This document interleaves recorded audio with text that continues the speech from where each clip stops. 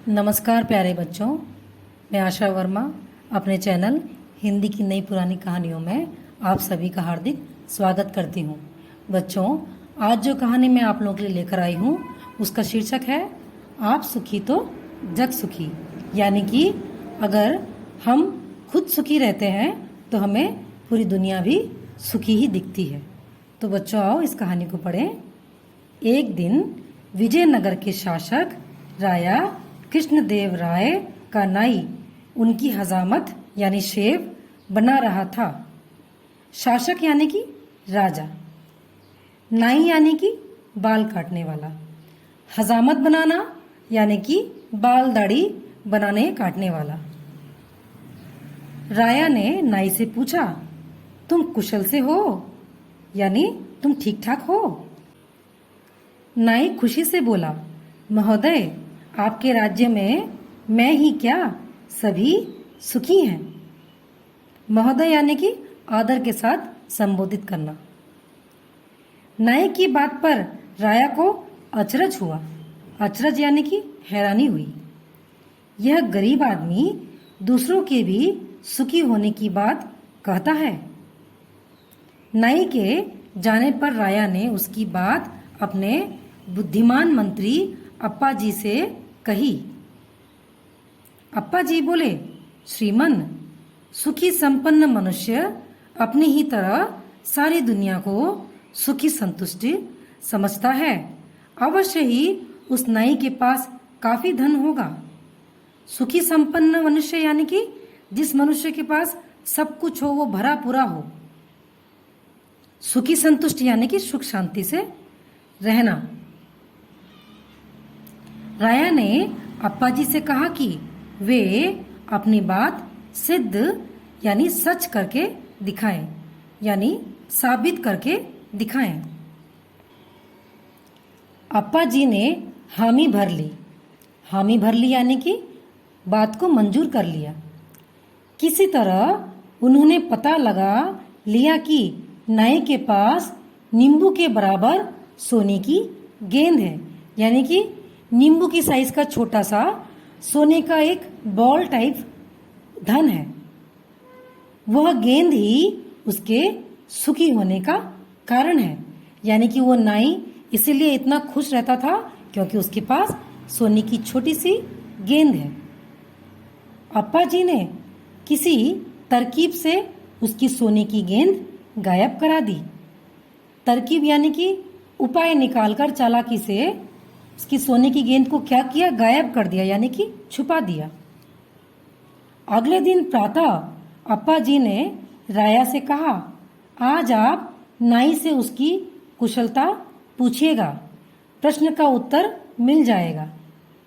प्रातः यानी कि सुबह के समय, कुशलता यानी कि हाल खबर खैर खबर।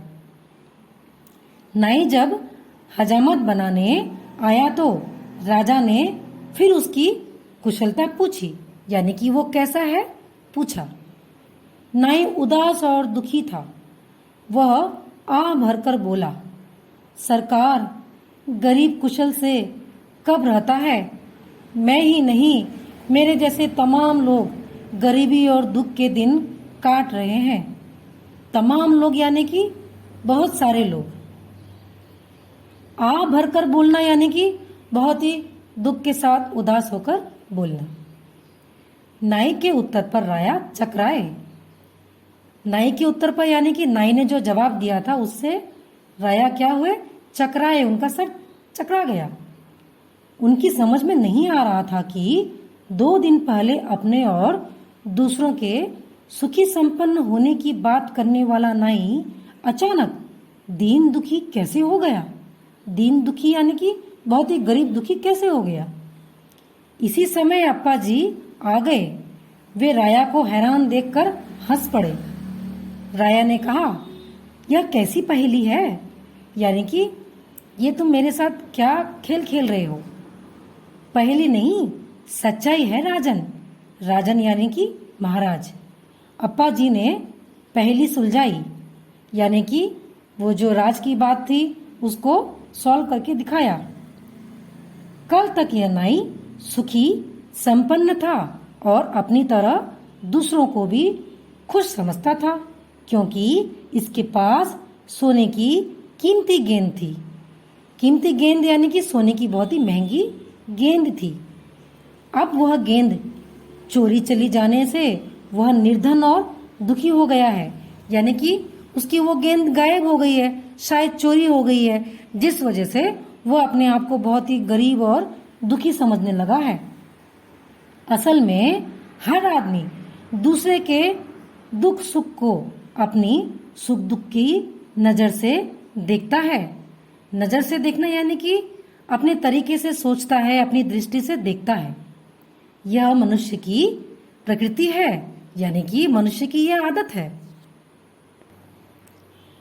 नाई ने स्वीकार किया कि उसकी सुख की गेंद चोरी चली गई है, यानी कि जो वो बाल काटने वाला नाई था उसने मान लिया कि उसके पास एक सोने की गेंद थी जिससे उसे बहुत सुख मिलता था, वो चोरी हो गई है। राया चकित हुए कि चोरी की बात अप्पा जी को कैसे मालूम हुई। चकित यानी कि हैरान हुए। अप्पा जी ने रहस्य प्रकट कर दिया कि अपनी बात प्रमाणित करने के लिए चोरी उन्होंने कराई थी। रहस्य प्रकट कर दिया यानी कि वो जो राज की बात थी उसे खोल दिया। प्रमाणित यानी कि जो साबित करने की बात थी वो उसने साबित करने के लिए उसी ने ही वो चोरी करवाई थी। राया ने अप्पा की सूझबूझ की प्रशंसा की और नाई को उसकी स्वर्ण गेंद वापस दे दी। सूझबूझ यानी कि समझदारी की, प्रशंसा की यानी तारीफ की, स्वर्ण गेंद यानी कि सोने की जो गेंद थी नाई की उस वापस कर दी।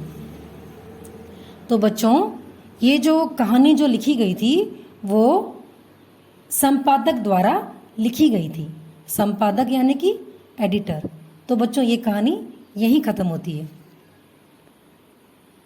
बच्चों, इस कहानी से जो हमें संदेश मिलता है वह यह है कि हम मनुष्य की एक आदत होती है कि हम जब खुद खुश होते हैं, खुद सुखी होते हैं, तो हमें अपने चारों तरफ, हर तरफ सभी लोग खुशी और संतुष्ट दिखते हैं। हमें लगता है कि हम खुश हैं तो वे भी खुश होंगे, लेकिन ऐसा नहीं होता है बच्चों।